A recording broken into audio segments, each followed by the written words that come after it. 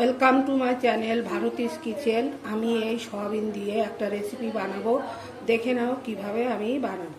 সয়াবিনটা আমি ফুটন্ত জলে 2 মিনিট মতো ফুটিয়ে নামিয়ে রেখেছিলাম। তারপরে আমি এটাকে ভালো করে ধুয়ে নিয়েছি।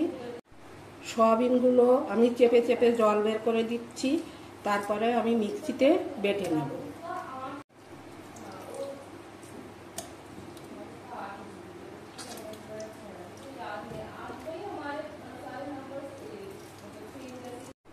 সয়াবিনটা আমি খুব মিহি করে বাটিনি, দেখো একটু ছাড়া ছাড়া হয়েছে।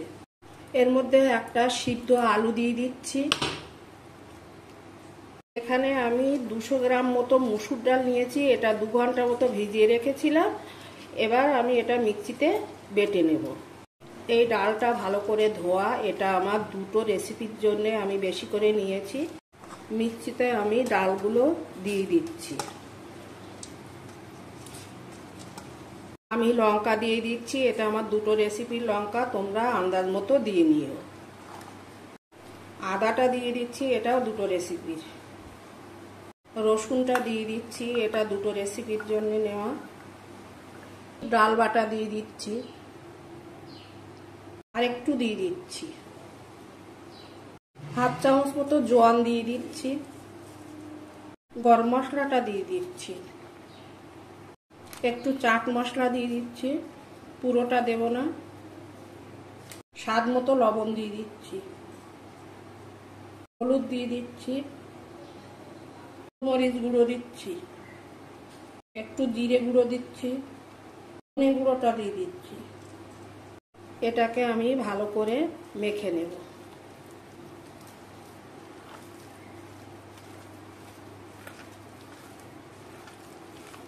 আমি এই মিক্সচারের মধ্যে একটু পেঁয়াজ দিয়ে দিচ্ছি, দেখো এই পেঁয়াজগুলো দিয়ে দিচ্ছি। একটু টমেটো দিয়ে দিচ্ছি, একটা টমেটো। এটাকে আমি এবার ভালো করে মেখে নেব।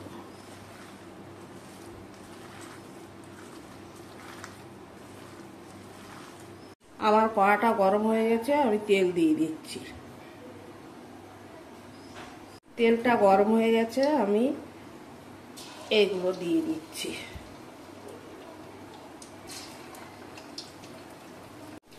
আজকে আমি বানাচ্ছি সয়াবিনের পকোড়া, একটু লাল লাল করে ভাজবো। দেখো কত সুন্দর হয়েছে, বেশ ফুলে ফুলে উঠেছে। রেডি আমার সয়াবিনের পকোড়া, খেতে যেমন টেস্টি হয়েছে, খুব সুন্দর হয়েছে। তোমরা বাড়িতে বানিও।